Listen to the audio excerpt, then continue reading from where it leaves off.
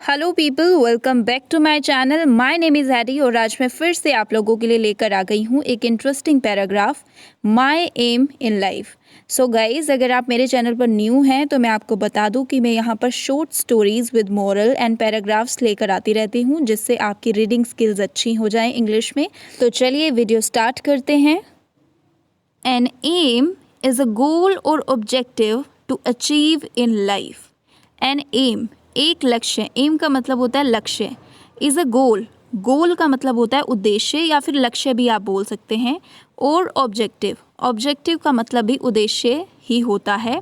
To achieve in life, achieve मतलब प्राप्त करना, इन लाइफ जीवन में। एक लक्ष्य जीवन में प्राप्त करने के लिए एक लक्ष्य या फिर उद्देश्य है। जो एम है वो जीवन में प्राप्त करने के लिए एक लक्ष्य या फिर उद्देश्य है। ठीक है। In order to succeed in life, one must have a goal.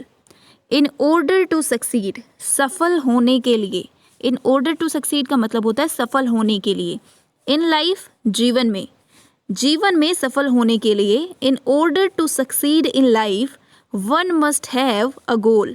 गोल मतलब लक्ष्य।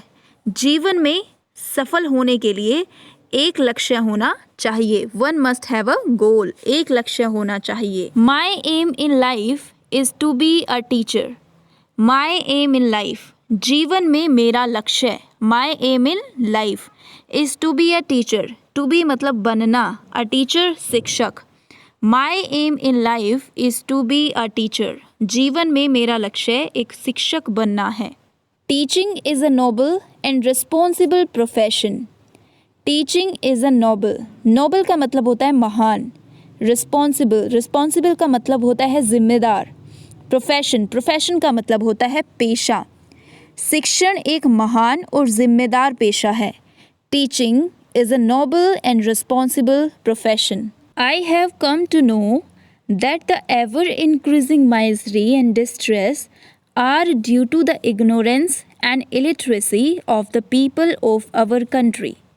आई हैव कम टू नो, मुझे पता चला है। I have come to know का मतलब होता है मुझे पता चला है। I have come to know, मुझे पता चला है। दैट कि the ever increasing misery and distress, misery का मतलब होता है दुख, एंड डिस्ट्रेस, डिस्ट्रेस का मतलब होता है संकट, लगातार बढ़ते दुख और संकट। I have come to know, मुझे पता चला है कि the ever increasing misery and distress, increasing का मतलब होता है बढ़ना, लगातार बढ़ते दुख और संकट। Are due to the ignorance and illiteracy of the people of our country. Due to, due to का मतलब होता है के कारण, के कारण। द इग्नोरेंस, इग्नोरेंस का मतलब होता है अज्ञानता। एंड इलिटरेसी, इलिटरेसी का मतलब होता है अशिक्षा। मुझे पता चला है कि हमारे देश के लोगों की अज्ञानता और अशिक्षा के कारण लगातार बढ़ते दुख और संकट हैं। So I have decided to spread education among the masses. So इसलिए आई हैव डिसाइडेड, मैंने फैसला किया है। डिसाइडेड मतलब फैसला करना, निर्णय लेना। टू स्प्रेड, स्प्रेड का मतलब होता है फैलाना। एजुकेशन, एजुकेशन का मतलब होता है शिक्षा। अमंग द मैसेस, मैसेस का मतलब होता है जनता, जनता के बीच। अमंग द मैसेस, जनता के बीच। इसलिए मैंने जनता के बीच शिक्षा फैलाने का फैसला किया है। I want to be a lovable and respectable person as a teacher in the future. I want to be, मैं बनना चाहती हूँ। आई वॉन्ट टू बी, मैं बनना चाहती हूँ। अ लवेबल, एक प्यारा, लवेबल का मतलब होता है प्यारा। एंड रिस्पेक्टेबल, रिस्पेक्टेबल का मतलब होता है सम्मानित। पर्सन, पर्सन मतलब व्यक्ति। एज अ टीचर, एक शिक्षक के रूप में। एज अ टीचर, एक शिक्षक के रूप में। In the future, in the future.